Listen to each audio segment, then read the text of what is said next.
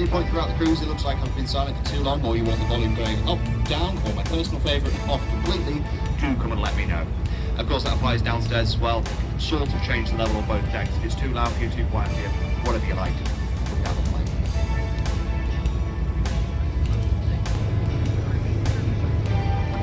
Okay folks, firstly, welcome aboard the River King for this 1 hour's cruise on the River Ouse. Before we go too far, I've got to go through a short safety announcement. Now this is just to point out the location of any equipment should require it. On the top deck we have both life rings and life rafts. These are all orange and can, if necessary, float free from the vessel, but may be launched manually as well. In addition, to the left hand side of me, you'll find a white canister. This contains an inflatable life raft that must be deployed manually. Downstairs in the main saloon we have firefighting equipment in the form of fire extinguishers and a small first aid kit behind the bar for minor injuries. In the event of any emergency, please remain calm in your seats and await further instructions from either myself or the crew. We will guide you to your nearest and safest exits. If required to evacuate the vessel, please note that life jackets for adults are stored on the upper deck in the steel bins. Life jackets for infants and children are stored by the bar. If you do have any questions or concerns about health and safety, our operating procedures, or life in general, please do not hesitate to come and see one of us. We will do our very best to address your concerns.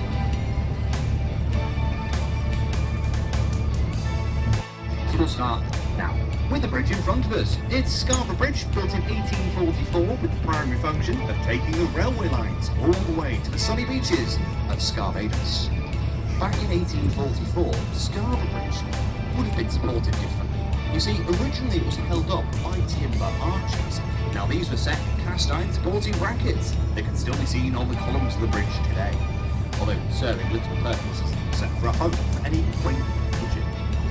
As for those timber arches, they sadly became brittle with old age and needed replacing with steel spans. Although this is actually the second such set of steel spans that we see here today, as the first set were replaced early in 2014 after nearly 100 years of service, and that was primarily due to the one on the left becoming disconnected from the centre column. This caused the entire span to wobble whenever a train went over, rather upsetting for the people themselves. It was at that point though they started grading this crossing as a whole, firstly by doubling the width of the pedestrian walkway we find on this side, and then adding 2 large ramps onto either side to boost accessibility around the city of York. This also does provide us with a northern city cycle route. And finally, for Scarborough Bridge at least, if we look to the centre column, we can see a white plaque. It reads 6 knots, knots being a nautical term rather than a peg in your back, and that's our speed limit. This means I can, from this point onwards, open up the throttles to a rather frightening pace of 6 knots. Elsewhere, we're actually only restricted to 5. Seems we've just made it through Scarborough Bridge. I think we can just about continue with our railway theme. So the left-hand side, we have the National Railway Museum. Now, there are over 1,000 items of memorabilia in there, as well as the locomotives themselves. So of the exhibits, I'll only mention a few, otherwise we'll be here well past dinner time. Inside this building, you can find Queen Victoria's travelling coaches, a Japanese bullet train, and of course the record-breaking steam locomotive, the Mallard, as designed by Sir Nigel Presley, which of course nowadays has its own designated exhibit. And of course I'll highly recommend the visit to the National Rail Museum during your stay here in York, as you can easily spend the best part of the day in there. Although, that's not the main reason I tend to recommend it. I tend to recommend it due to its admission fee, or should I say, lack of. Of course, being a national museum, it is free of charge to enter.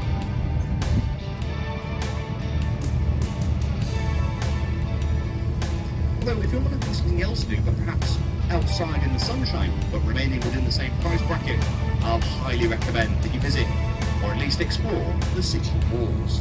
You get some great views over the city of York itself, as well as some rather commanding views of York's Cathedral and surrounding gardens.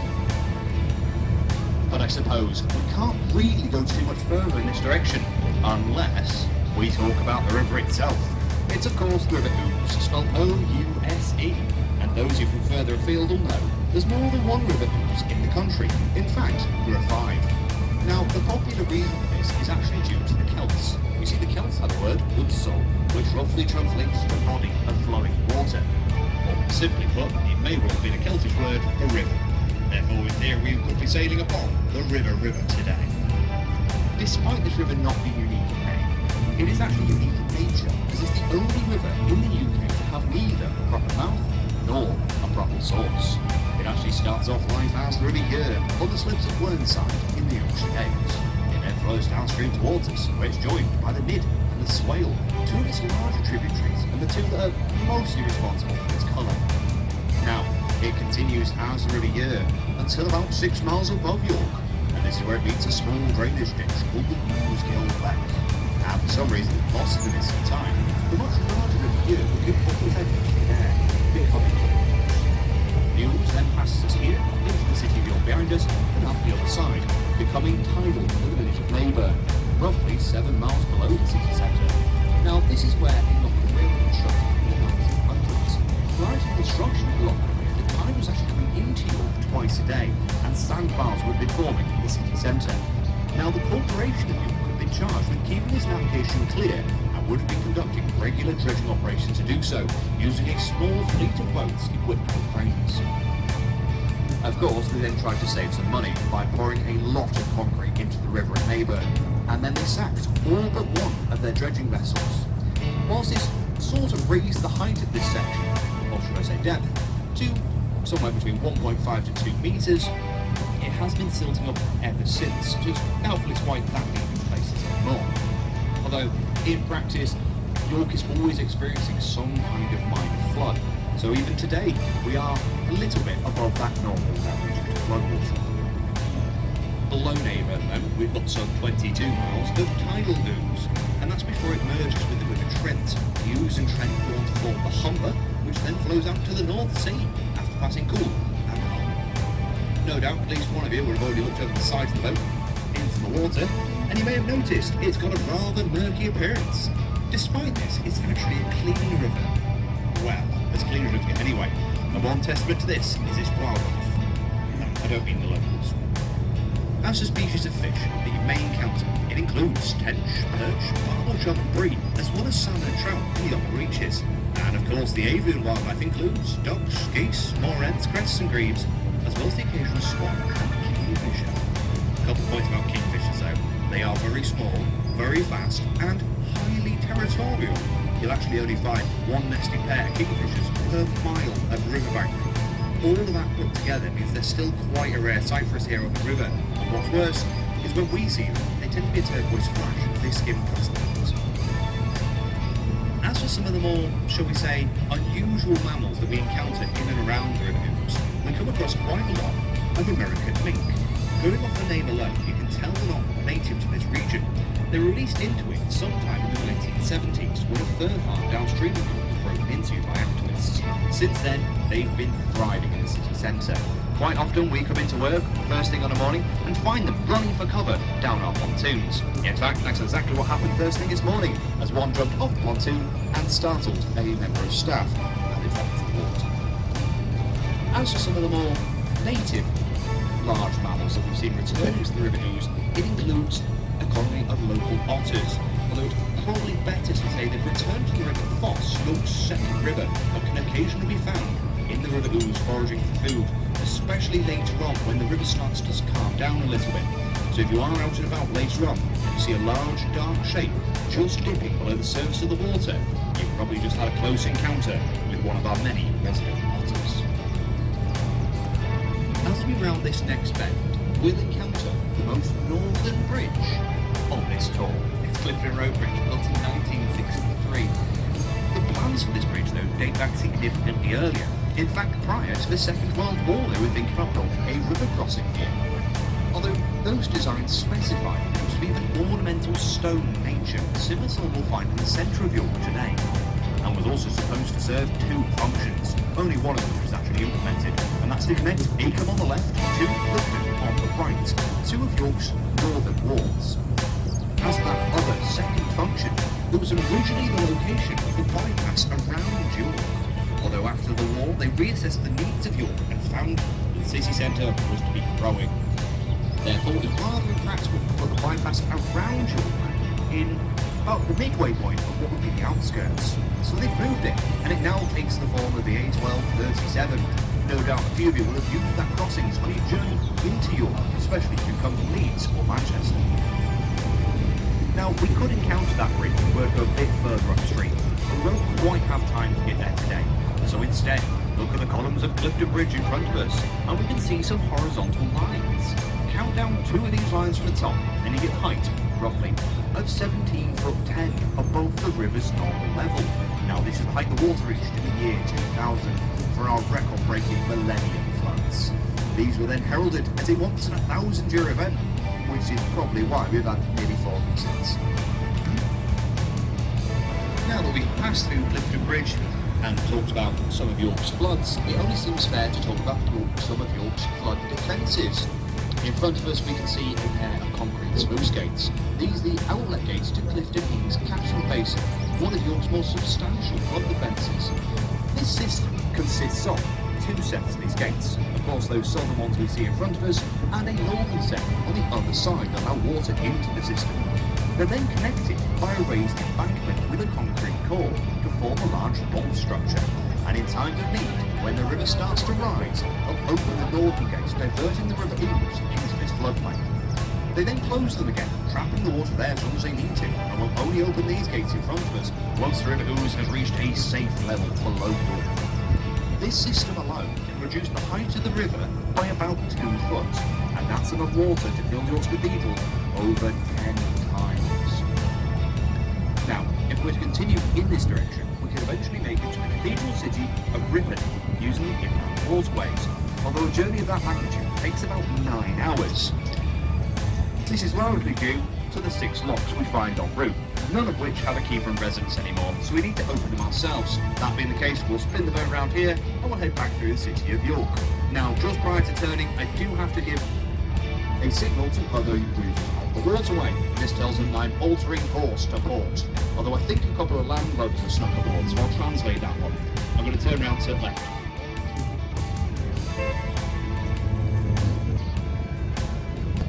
Now that we've turned round, our next item is going to be York's Cathedral. It comes into view shortly after we pass back through Clifton Road Bridge on the left-hand side. So if you're not looking for a photograph of the cathedral, I'd recommend heading to the upper deck, and of course preparing those cameras shortly. Now, this vessel is quite a bit shorter than our other vessels, so if you do need to stand up to take a photograph of the cathedral, you are more than welcome to do so. Although please do try not to follow you. I'll only really start talking about York's Cathedral just before it comes to view. So, just about to come into view, on the left-hand side, we will have the Metropolitan Cathedral Church of St. Peter the Apostle in York. Whereas most people refer to it, that big church. But really, most people call it York's Minster, and it stands at 240 feet high, if you include the flagpole. And of course, you can climb to the top of York's Cathedral, but it will take you 275 steps. Having done this a couple of times, I can assure you that it is a very long way to the top, up a set of steep and winding staircases, not for the faint-hearted. But if you do make it to the top of York's Cathedral, you will be rewarded with the best views in the city by law. As Lord Bible still states that no building shall be built taller than York's Cathedral in size and limits. Now, originally, this was so that no one was close to God than the church, but nowadays it's to help preserve our beautiful style. The 2 towers in the foreground house the bells of this cathedral, and look at Great Peter, the largest of the bunch, and the one they predominantly use throughout the hour, so chances are you may have heard it once or twice today.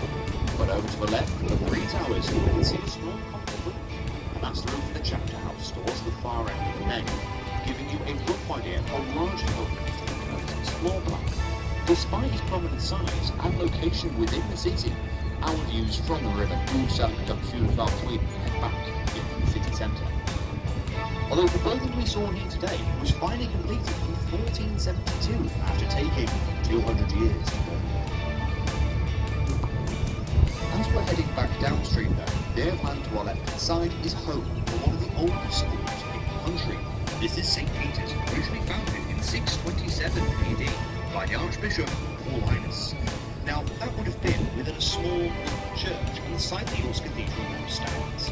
So, of course, the school itself has been relocated, but since then they've had a fair few famous and the odd infamous people attend. Of Of course, one such famous pupil would have been John Barry, made famous for his work on Dancing with Wolves out of Africa. As for one of the more, shall we say, infamous of pupils who attended St. Peter's, I'll go into slightly more detail, but see if you can guess who it was. Now, the pupil in question was baptised here in the city of York, in St. Michael the Belfry. That's the church standing next door to York's Cathedral today. During his time with St. Peter's, it's said that he excelled, particularly in subjects such as chemistry and politics. But despite being a star pupil, he frequently found himself sacked in detention. At least one of these times would have been for vandalism, seeing as though he's carved his name in wooden desks. And St. Peter still keep one of these desks as a treasured heirloom. But back onto the pupil.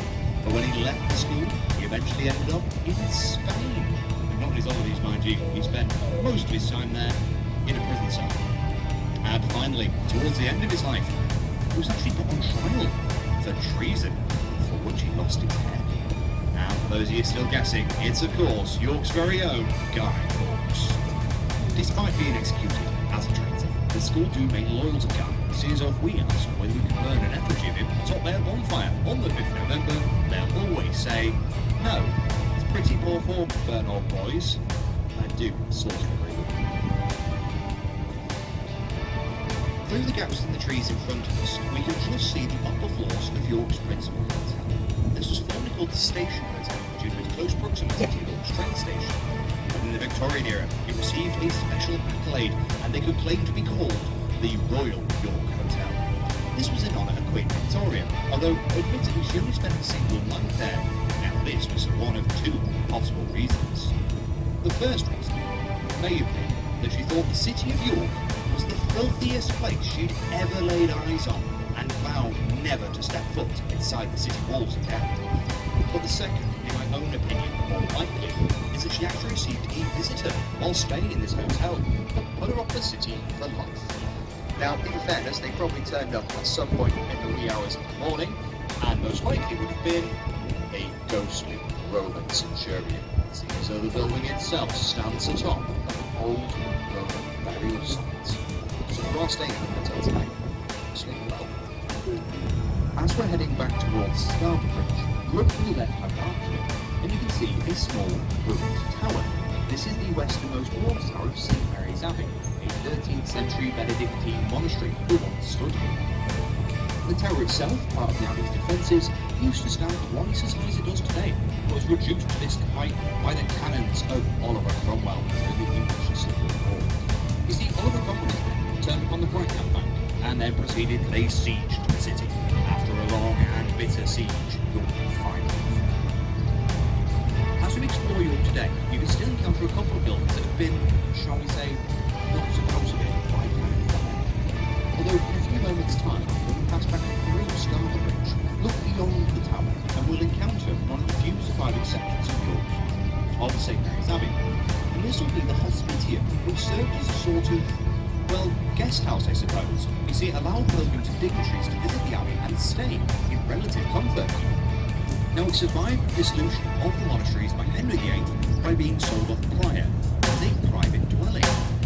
Of course, then changed hands a fair few times over the years, before eventually settling into the control of the Yorkshire Trust, who these days rent it out as a very popular function venue, probably because you access the museum gardens after dark.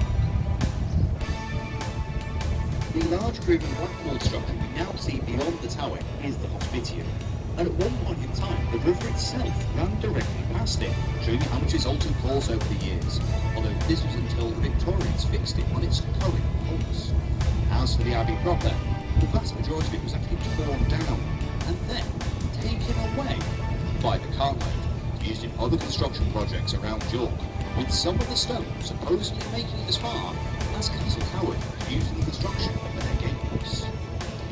Although saying that, there is still a small sliver of the abbey proper standing towards this end of its grounds, which nowadays are referred to as the Museum Gardens. This is solely because they contain the Yorkshire Museum inside of the neoclassical Tempest Anderson Hall. The hall itself receiving its name from a scientist and explorer from this region who specialised in volcanology. Now you can catch a few glimpses of the Tempest Anderson Hall through the gaps in the trees over to our left.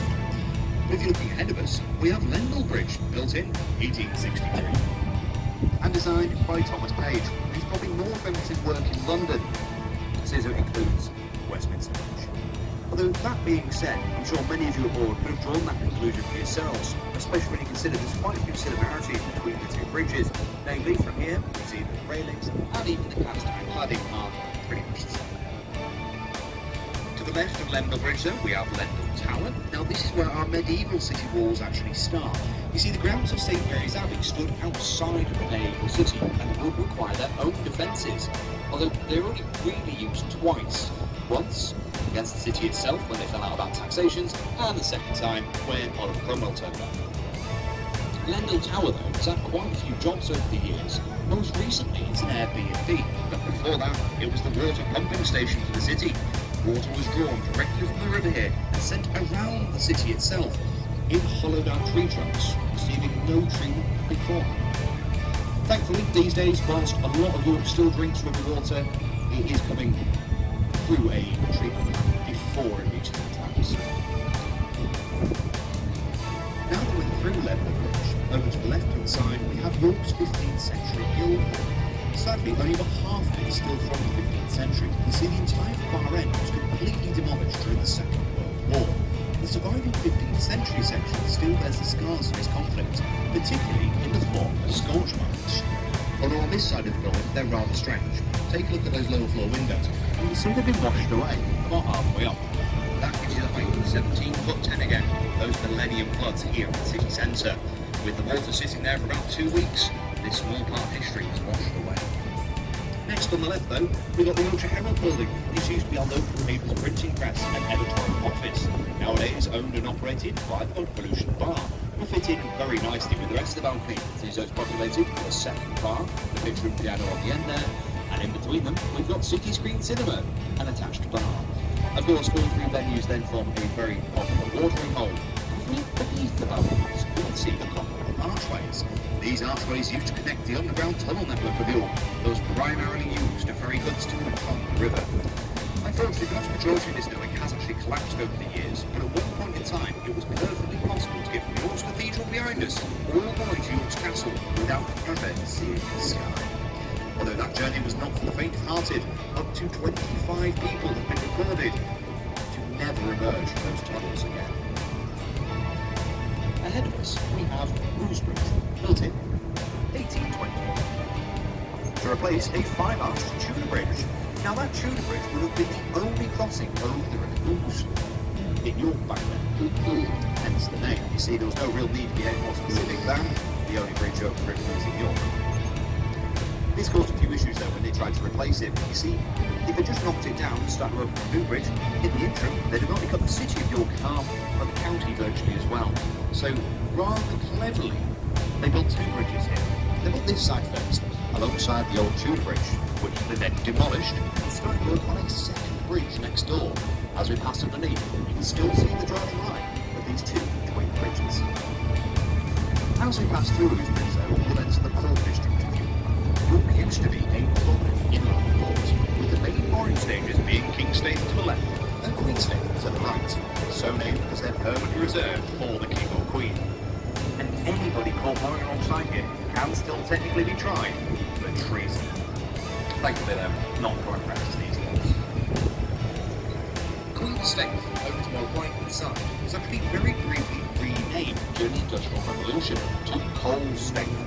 This was to represent the sheer amount of coal being brought into York, specifically from Hull and Poole, to fuel the railways. Of course, Queen Victoria also visited the city, and at that point it was changed back to Queen Staithe. Well, Queen Staithe will give way to Emperor's Wharf, continuing on the right hand side. Now, Emperor's Wharf used to be lined with warehouses, the vast majority of which have been knocked down these days to make way for the houses, offices and apartments we find in this area today. One of the few buildings to survive, on the outside at least, is the bonding buildings, right at the very end. Now, this is where they would have kept goods without stamp duties or taxes still to pay them in bond. As more modern times, it was a pub under the same name, up until the year 2000, from which they never recovered from those fateful floods, being washed out entirely. The building then stood derelict for a couple of years before being saved by a developer who since turned it into offices and apartments. Beyond the bonding warehouse, we have Skeldergate Bridge, built in 1881. And this was actually Thomas Page's final project, as he sadly died before its completion, passing it to his son, George Page. But it gets worse. This bridge ran massively over budget and required a toll office to cover some of these costs. And that was the function of the tower shortly coming into view on the left-hand side. Whilst we're looking over towards the left there, take a look at that left-hand arch. You might be able to make out a crack running down the centre of it. Now that's a feature rather than a flaw, as at one point in time that archway would have opened up in two halves, allowing four massive sailing vessels into and out of the port of York without ever having to lower their massive rigging. The winding gear for that was housed beneath the toll office, which nowadays is a rather nice cafe. Skeldergate Bridge roughly marks the point where the medieval city walls would have rejoined the river. I say roughly because the vast majority of this area would have been extensive marshland and would be protected by two towers. Of course, we've got Clifford's Tower over to the left, but we'll come back to that later on. The lesser known of the two towers would have stood on Bailey Hill under the name of Bailey Tower. It was actually made of wood and hasn't stood the test of time, but the earthworks can still be seen today, immediately on our right-hand side, although they now have been integrated into the city walls. Well, I have been told that I have a tendency to bombard passengers with facts and figures, so we'll make a point to put the microphone down after just a couple of minutes. But don't worry, whether you regard as a threat or a promise, the commentary will resume soon. So, just coming into view now, on the left-hand side, we have one of the many freshwater wells that are sunk around the city. Nowadays, we drink quite a lot of river water, but when these wells were sunk, this river still would have been tidal for most part, so there was a need for fresh water in the city. Although it didn't stop people trying to drink the river water anyway, and this gave rise to a local legend that this well, Our Lady's Well, had magical healing properties, the water of which could cure almost any ailment. In reality, the water coming out of that well was simply significantly cleaner than the river water that most people were trying to drink. Especially when you consider the river would be used to dispose of anything the city no longer required, the nature of which I'll refer to. Ahead of us, though, spanning the river, is York's newest bridge. Our Millennium Bridge, surprisingly built in April of 2001. As you may have heard once or twice, there was some flooding the year before that caused a few issues. The bridge we see here today, though, was actually designed by local school children who were actually seeing new and interesting ways of getting across the river. Unfortunately, York's favourite design could not be implemented due to health and safety concerns. Although, to be fair, it consisted of a pair of steam-powered catapults that would have been launching pedestrians and cyclists from one bank to another, safely landing on a series of trampolines. As you can probably imagine, Ministry of Misery stepped in and said no. So we went to second place. The bridge we see here today is actually designed after a bicycle wheel, owing to its purpose as a foot and cycle bridge. Well, we do need to think about turning around as well to get back to the line stage somewhat on time. So as we thought at the other end, I'll give two blasts of the horn to indicate to anybody around us what's about to happen. Shortly coming into view, on the left-hand side, we will have the main gates to Joseph Roundtree Park. 7 acres of gardens, children's players and small ponds that were donated to the city by the famous chocolate and sweet manufacturer, Joseph Roundtree. It originally intended this site for his new factory, seeing as though the vast majority of his goods were still being brought into York by barge. Although with containerisation taking hold at sea and the update to the railway infrastructure, it was advised to build a new factory on the outskirts of York, closer to those projected railway lines. And that's where it still stands today, currently owned and operated by Nestlé, one of York's biggest employers. Although there is a very dark conspiracy regarding this area as well, and that none of that was actually true. The conspiracy claims that Roundtree only purchased this land to our left-hand side to deny it to one of his rivals, Terry's. Terry's of York, famous for the chocolate orange, were looking to expand. Their old factory was very close to this site and still stands there today, although now houses a park. So the conspiracy theory goes that because Terrys couldn't expand, they could no longer stave off a hostile takeover and fell victim to the expanding company known as Kraft Foods, who of course dismantled production, leaving nothing but an empty shell in the Although that could just be a conspiracy, so it's kind of up to you which version of the story you choose. Ahead of us though, we see the mouth of York's second river, the River Foss. Now, the River Foss gets its name from an old Norse word, fossa, roughly translating to ditch. Looking at the mouth of the River Foss, it seems a little bit unfair to refer to it as such. When the Norse occupied the stream, a large dam was constructed at the mouth there to help bolster that marshy area. So much so that certain sections were widely deemed impassable, such as between Lairthorpe Boston and the Red Towers. Now, throughout that marshland, there were a series of fish pools collectively known as the King's Fish Pools, with the current connecting them up resembling little more than an inch. So the name is sort of somewhat justified, but nowadays spanning the mouth of the River Foss is a small blue bridge. Given enough time, I'm sure everybody aboard can work out its name. But I'll just warn you, the committee in charge of naming it spent 2 weeks on this, and announced with a straight face to the entire city that they were going to call this bridge the Blue Bridge. You can imagine the surprise. Beyond the Blue Bridge, though, we encounter the Foss Barrier. Now, that's one of York's more infamous flood defences. It seems to have failed more than once. Although, actually, to give it some credit, the last time it came up was all the way back in 2015. And actually, that wasn't the barrier's fault. The entire disaster was solely blamed on the river itself for flowing down towards us at a rate of 32 tons per second. Back then, the barrier could only stand 30. And this led to the water rising behind the barrier. This rising water came dangerously close to breaching the control room. Now, if that control room had been breached, it would have been catastrophic for the city, as there'd been no way to release the water from that area, which would have left a large section of York submerged for many months. So York's council didn't really have a choice. They had to choose between raising the barrier and allowing York to flood, or leaving the barrier closed and allowing York to flood. So they chose the first option, raising the barrier, letting York flood, but could only afford to give the residents of York 20 minutes to vacate their homes. Not the most popular decisions they've ever made, but since then they've upgraded the system. These days it withstands 50 tons per second. As we're heading back upstream towards Skeldgate Bridge, look over to the right-hand side through the gaps in the trees and past the occasional bus, and we find one of the 2 surviving sections of York's castle. From here we predominantly see what little is left of the outer wall, sadly another casualty of the Second World War, the ruins of which were converted into a rather long car park. The surviving sections of Castle Walker are now home to the Castle Museum. Inside there, you can find a few prison cells on display, and one of these housed Dick Turpin for his final night on Earth before he was led out of the city to the Knavesmire for his execution. Rather fittingly, the Knavesmire nowadays is York's racecourse. As for the older section of York's castle that survives to this day, that's of course its keep under the name of Clifford's Tower. But Clifford's Tower doesn't get its name from a famous lord or architect as you might think.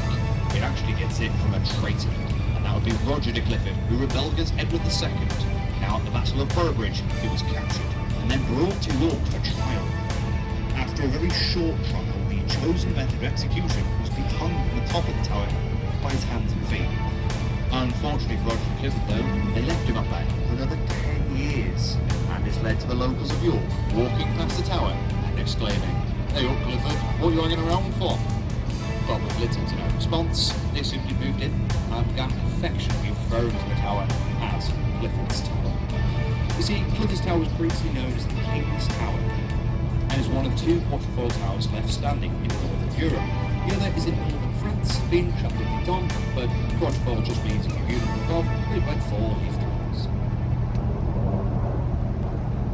So we can just about make out Clifford's Tower through the gaps in the trees there to our right. We will see a bit more of it after Skeldgate Bridge. Of course, if you missed Bailey Hill on the way downstream, we'll see that again looking to the left to pass it. Clifford's Tower, just coming back into view now on the right hand side. Although once you've seen Clifford's Tower, continue looking to the right, and you may may be able to find 4 cats perched on the windowsills of this next stretch.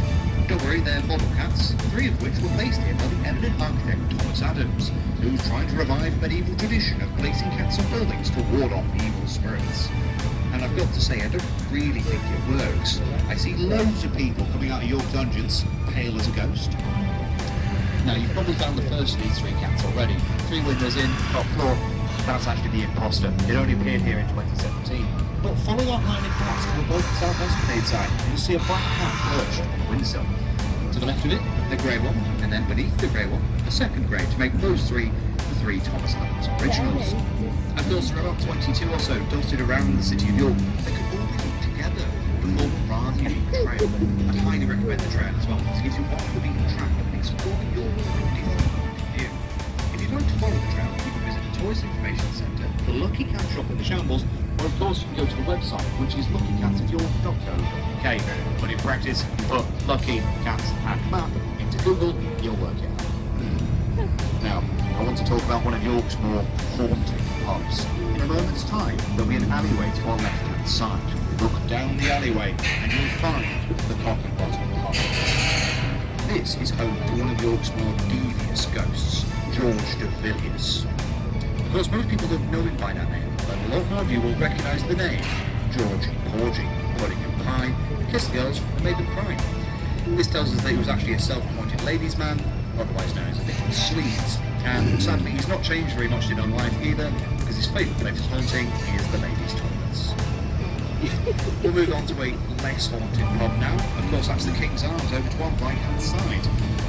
This is one of York's flooded pubs. Quite a lot of the locals still refer to it as the pub that floods, but barely a year goes by without at least a foot or 2 of muddy water running through the ground floor.